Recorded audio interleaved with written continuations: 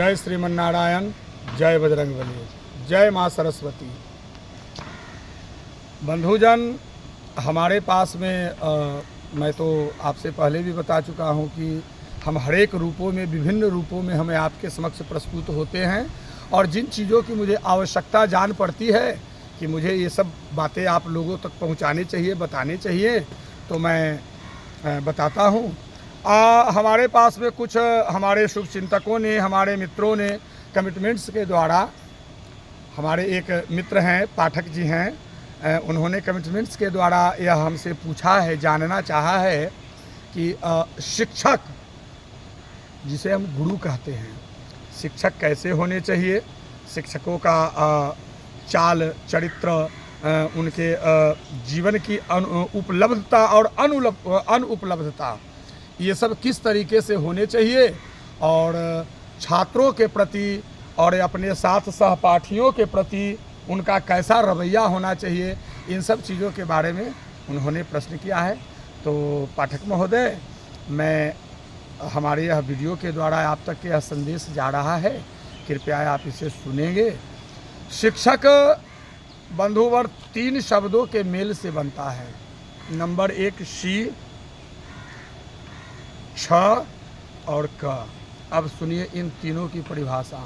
सी का मतलब होता है शिक्षित, आई मीन से टू द एडुकेटेड, यानी पढ़ा लिखा, शिक्षित।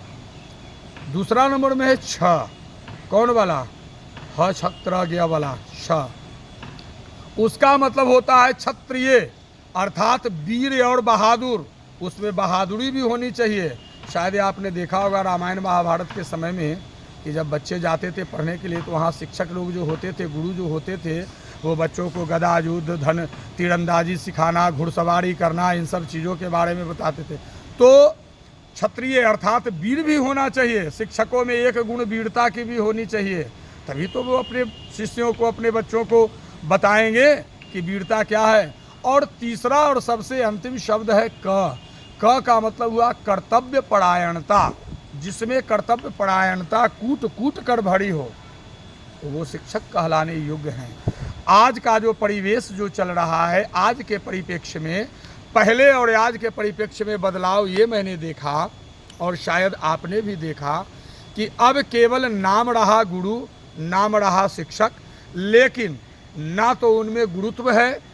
गुरु का मतलब जिसमें गुरुत्वाकर्षण हो, जिसमें खींचने का, जैसे चंबुक में होता है ना, जो लोहा को अपनी ओर आकर्षित करता है, खींचता है, उसी तरह से गुरु के अंदर में ऐसा होना चाहिए। पहले के समय में गुरु में ऐसा पाया जाता था, होता था।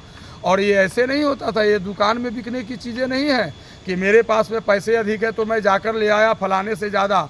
नहीं, ये स्व उत्पन्न होने वाली चीज़ें। और कैसे स्व उत्पन्न कब होती है? जब आप किसी चीज़ के लिए आप कठिन साधना के दौर से गुजरते हैं और आप साधना करते हैं। तो बंधुवर, शिक्षक का चरित्र उस बेदाग दामन की तरह होने चाहिए कि जिसमें एक हल्की सी भी अगर जो छींट पड़ जाए तो उसका पूरा, जिस तरह से वस्त्र, जो सफ़ेद वस्त्र होते हैं वो मैले हो जाते हैं, उसी तरह से शिक्षक के बारे में बताया गया है। कहा यह गया है, गु अर्थात अंधकार और रू अर्थात प्रकाश, जो हमें अंधकार से प्रकाश की ओर ले जाए, गुरु कहलाने लायक वही है। और जिसमें तीनों चीज़ें, शिक्षित, क्षत्रियता, कर्तव्य परायणता, ये तीनों जिसमें है वो शिक्षक कहलाने के योग्य हैं।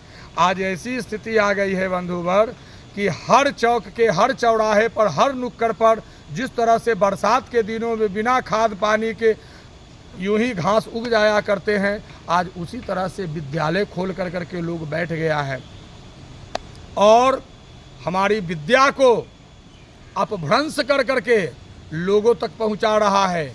आधे अधूरे बातों को बताता है, केवल किताबी कीड़ा बना रहा है अपने बच्चों को, अपने शिष्यों को, जबकि शिक्षा का उद्देश्य ये नहीं। कहा भी गया है, सा विद्या विमुक्तये, अर्थात विद्या वही जो हमें मुक्त कर दे। और यह मुक्त करने का काम केवल और केवल गुरु का है, शिक्षक का है, इसके अलावा और किसी दूसरे का नहीं है।